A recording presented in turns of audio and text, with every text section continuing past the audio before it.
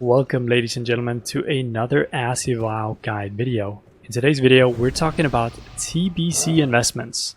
So investments going into TBC that's gonna multiply your current gold stack.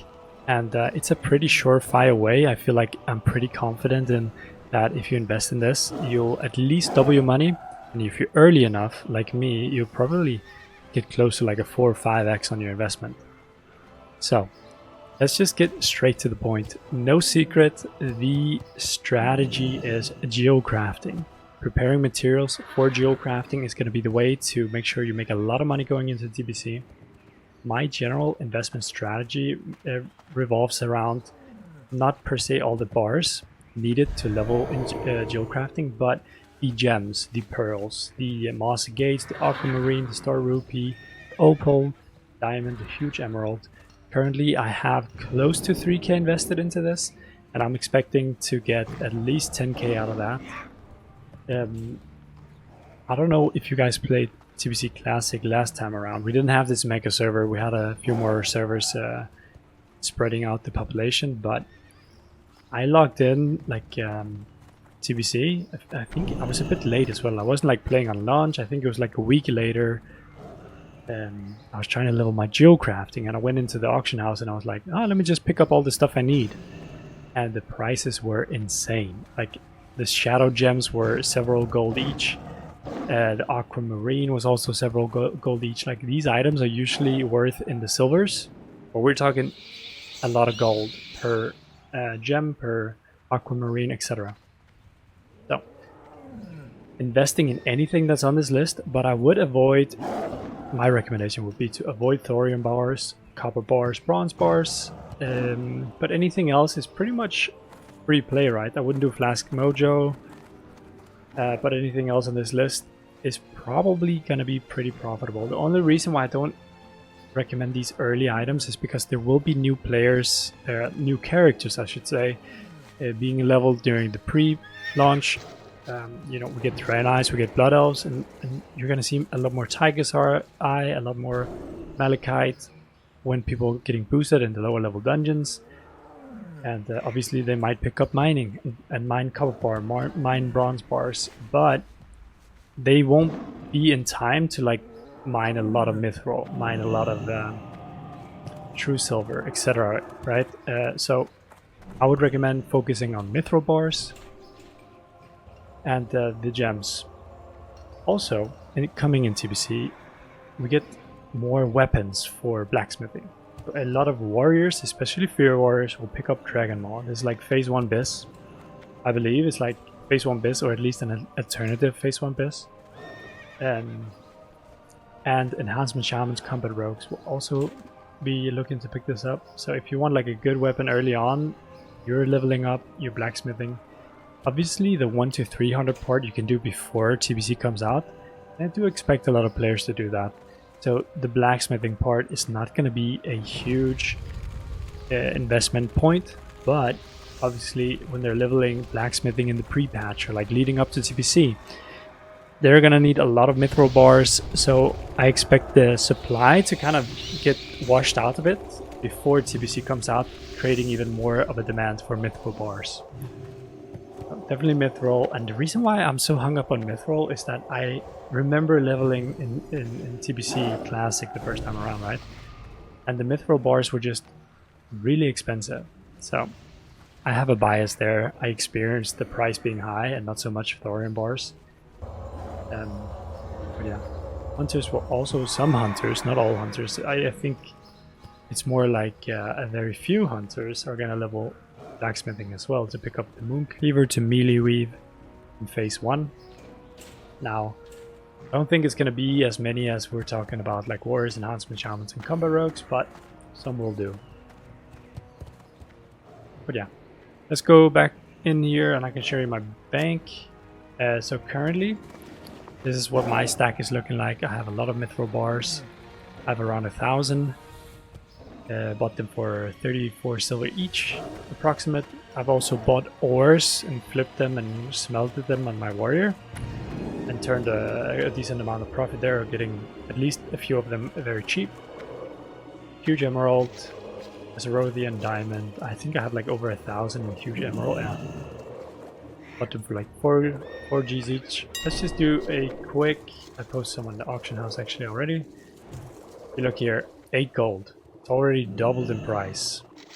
Like someone has bought a lot of these in preparation for TBC. There was a lot on the auction house yesterday at around the 5 to 6 G mark. Someone definitely just joined them all. Shadow gem, you can tell. Supplies, not that great actually. You need a lot of them. Oh yeah. Already a lot of profit on these, 15 silver each. If I was to sell, Mithril bars are looking pretty steady. I expect someone that's gonna vacuum these up eventually as well. Like, the prices are already going up a little bit.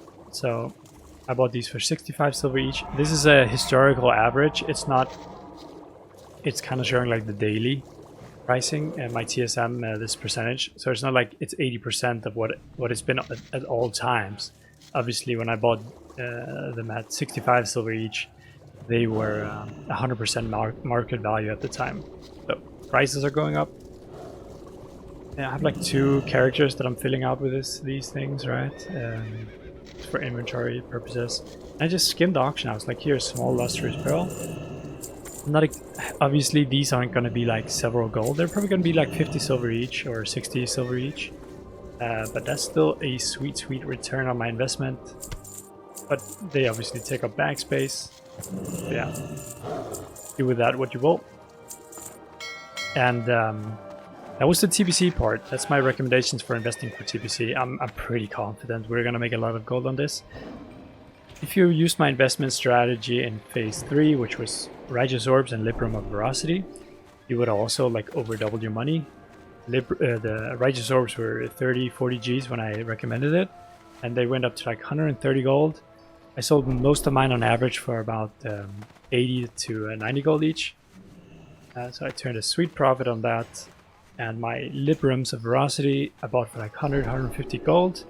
Ended up selling most of them, I think, at an average price of 450 gold. So obviously my point with that is that those prices are completely back to normal. So the demand for Righteous Orbs, the demand for Librum of Veracity has fallen drastically after everyone hit the rank 14, enchanted their stuff, right? So now it's like just keeping up with the new drops, which isn't as significant as like rank 14, everyone hitting rank 14 and needing Crusader and healing on weapon, etc. But I'm expecting the same spike, the same volatility with these materials for TBC, but I do expect them to drop quite fast as well. So don't sit on these items going into TBC. Like, try to get rid of them the first week or two, right? Even maybe in the pre-patch when people start like realizing, oh, I want to level geocrafting on my rogue because I need, you know, this trinket for PvP or whatever. So sell early. It's better to take profits. Don't be greedy. Don't expect it to keep going up because it won't. There's so many bots in Classic, especially when TBC launches. The bots are going to switch back to Classic off the other versions of WoW probably to just make more money because there's more demand for gold on TBC then, right? So sell early is the plan. Anyways, for my Era gamers, was actually my guildmaster who recommended this to me. I'm planning to move both my warriors to Era, Classic Era, when I can, if we can, hopefully we can. And he told me, you know, there's so much inflation on Era that it doesn't make sense to bring in raw gold. He didn't exactly say this, but he told me the prices for some consumables are way higher on Era than on Fresh. If you're planning to bring a character to Fresh and you want some gold to bring along, make sure you invest the gold into consumables that are currently pricey on Era. Obviously, a lot of people are going to do this to protect their gold, so you'll see an influx of consumables. The price will probably drop on Era, but it's better than just bringing raw gold. There's like 1-to-4 ratio in regards to its value, right?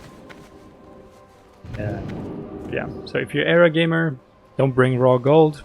Bring consumables, probably like Mighty Rage potions, Winterfall Firewater, etc., etc. And invest into geocrafting materials for TBC if you want to make a buck. All right. or not a buck, make gold. Gotta be careful with their real money trading terms here. Anyways, thank you for watching, guys. And by the way, thank you so much for 2,000 subscribers. I really appreciate it. We hit it like a few days ago. And thank you for subbing. And if you appreciate the channel and you want to help out, make sure you comment down below, hit me with a like, and hit me with a sub. And I'll see you in the next one. Bye.